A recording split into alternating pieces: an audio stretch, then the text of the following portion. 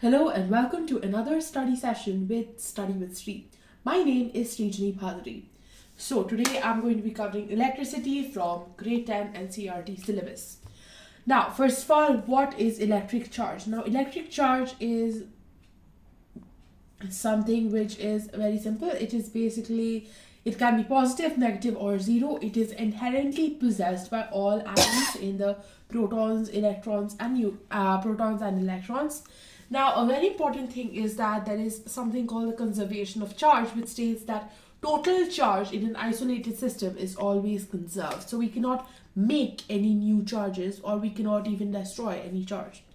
So now the unit of charge is coulomb, and now 1 coulomb contains 6.25 into 10 to the power 18 electrons, and which means that 1 electron has 1.6 into 10 to the power minus 19 coulombs. Now this has to become minus 1.6 10 to the power minus 19 coulombs. Now, why do we call this Coulomb? This is because Coulomb came up with something known as Coulomb's law. Now, Coulomb's law states that the force between two test charges is going to be F is equal to K into Q1, Q2 by R square. Now, because we normally work with vacuum or air, K in vacuum or air is supposed to be 9 into 10 to the power 9 Newton meter square by Coulomb square. Now, this is very important. These all are not required for grade 10. So now we have the units of charge, we have coulombs, and we have millicoulombs and microcoulombs, similar to the normal SI units. Now, what is electric current? Now, electric current is the rate of flow of charge through a conductor. Now, this is I is equal to Q by T. Now, Q is going to be the charge, and T is going to be time, and I is going to be current. Now, this I and Q are very important variables. Moving on, we come to the concept of electric potential. Now, electric potential is the amount of work done to bring a unit positive charge from infinity to that particular point with no acceleration. Now, for this we have V. Now, V is equal to work done, W by charge, and it is known as volt.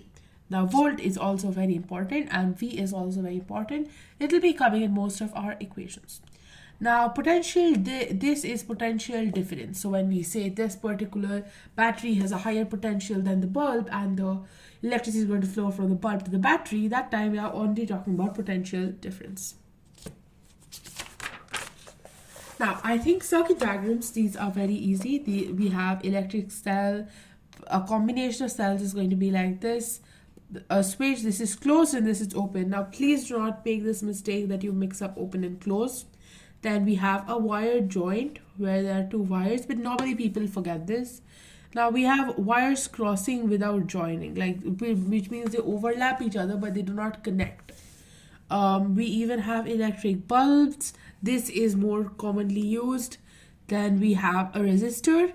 This is a very important new concept, which is a variable resistor. And we have ammeter, which is used to measure electricity, and voltmeter, which is used to measure potential difference.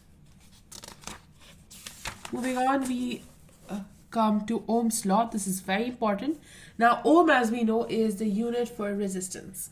So Ohm stated that V is equal to IR. Now, V is equal to the potential difference. I is current and R is resistance. So how do you calculate resistance in a parallel circuitry? Well, it is I1 by R final is equal to 1 by R1, 1 plus 1 by R2, and so on. But if it's series, life becomes more simpler. Then it becomes R final is equal to R1 plus R2 plus R3, and so on and so forth. Now, how exactly does a bulb glow? Now, this is mostly because of the heating effect of electricity. Now, this is a very important formula, which is H is equal to I squared by I squared RT. And we even have power. Now, as we know, power is the rate of doing work. Now, which is I squared R or V squared by R. We even have the fact that work done by electricity is equal to VIT, which also comes from this formula. Now, we have to remember that in a transmission cable, P is always constant. And that there is Now we have to remember that when we are grouping, we always have to take series first and then parallel, because then calculating becomes much easier. Now these are some mock circuits which we have to keep in mind. Yeah, that's it. Thank you so much for watching. Until next time.